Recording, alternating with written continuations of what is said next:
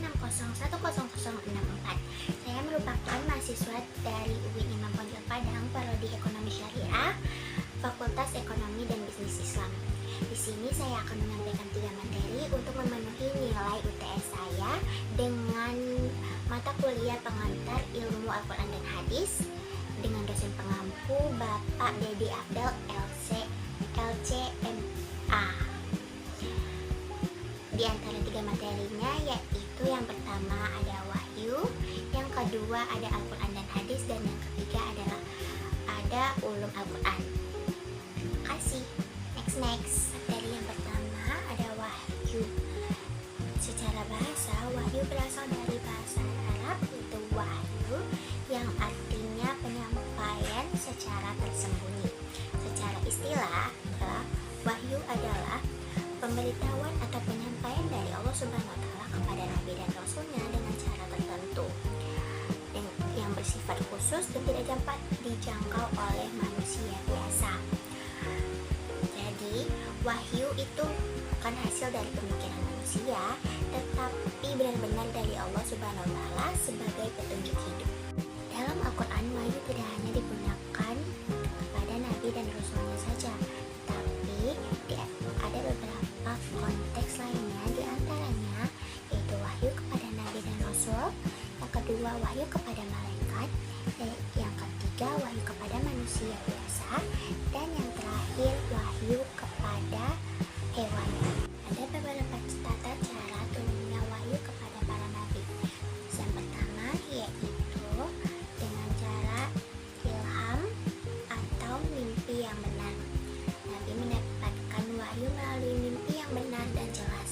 Dan yang kedua, di balik tabir, Nabi mendengar firman Allah tanpa melihat wujudnya. Dan yang ketiga, melalui perantara malaikat Jibril. Ini cara yang paling umum, terutama bagi Nabi Muhammad SAW. Malaikat Jibril menyampaikan kadang seperti suara lonceng yang berat, dan terkadang dia menjelma sebagai manusia biasa. Lanjut, materi yang kedua ada Al-Quran dan tafsir. Al-Quran secara bahasa yaitu Qur'ul Qur'an, yang berarti bacaan atau sesuatu yang dibaca berulang-ulang. Secara istilah, Al-Quran adalah firman Allah yang diturunkan kepada Nabi Muhammad SAW melalui perantara malaikat Jibril, yang ditulis secara mushaf dan diriwayatkan secara mutawatir, dan ketika membacanya bernilai ibadah. Yang kedua, pengertian tafsir. Tafsir secara bahasa yaitu fasara, yufasiru, dan tafsiran, yang berarti menjelaskan, menguraikan, menyikat makna. Secara bahasa, tafsir adalah ilmu yang membahas tentang hukum-hukum yang terkandung di dalamnya, serta hikmah yang dapat diambil sesuai kemampuan manusia. Selanjutnya, nama-nama Al-Quran.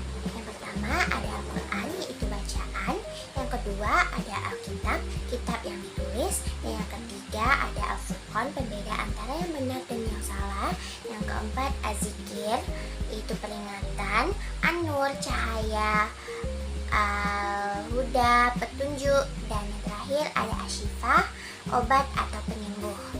Selanjutnya ada fungsi-fungsi Al-Quran. Yang pertama sebagai petunjuk, memberikan arah hidup yang benar. Yang kedua sebagai pembeda, bisa membedakan antara yang baik dan yang salah. Yang ketiga sebagai peringatan, memberikan peringatan kepada manusia agar tidak menyimpang. Yang keempat sebagai obat atau penyembuh hati dan jiwa, dan yang kelima sebagai sumber hukum, menjadi dasar penetapan hukum Islam. Pentingnya tafsir karena bahasa yang digunakan dalam Al-Quran yaitu tinggi dan mendalam. Tidak semua orang dapat memahami langsung maknanya. Yang kedua, ada ayat yang bersifat umum dan khusus. Dan yang terakhir, ada ayat yang harus memerlukan penjelasan dari asbabun nuzul. Materi ketiga dan yang terakhir yang akan saya jelaskan adalah tentang ulum Al-Quran. Secara bahasa, ulum adalah bentuk jamak dari ilm yang berarti ilmu-ilmu. Jadi, secara bahasa, ulum Al-Quran adalah ilmu-ilmu yang berkaitan dengan Al-Quran. Sedangkan secara istilah, ulum Al-Quran adalah kumpulan dari ilmu-ilmu yang membahas segala sesuatu yang berkaitan dengan Al-Quran, dimulai dari proses penurunan, penulisan dan penetapan, cara membaca, penafsiran, hingga kandungan maknanya. Ada beberapa ruang lingkup ulum Al-Quran. Yang pertama, ilmu asbabun nuzul, ilmu yang mempelajari tentang sebab-sebab ayat turun. Yang kedua, ilmu makiyah dan madaniyah, mempelajari tentang ayat-ayat yang turun di Mekah dan Madinah. Yang ketiga, ada ilmu mansyuk, ilmu nas dan mansyuk. Yang keempat, ada ilmu qiraat. Yang kelima, ada ilmu tajwid. Yang keenam, ada ilmu tafsir. Dan yang ketujuh, ada ilmu i'jaz Al-Quran. Sejarah singkat ulum Al-Quran. Perkembangan ulum Al-Quran sudah ada pada masa Nabi Muhammad SAW, namun berkembang pesat pada masa sahabat dan tabi'in. Sekian materi dari saya. Saya minta maaf jika ada kesalahan dalam membaca, kekurangan dan kejanggalan yang ada di video ini. Terima kasih. Assalamualaikum warahmatullahi wabarakatuh.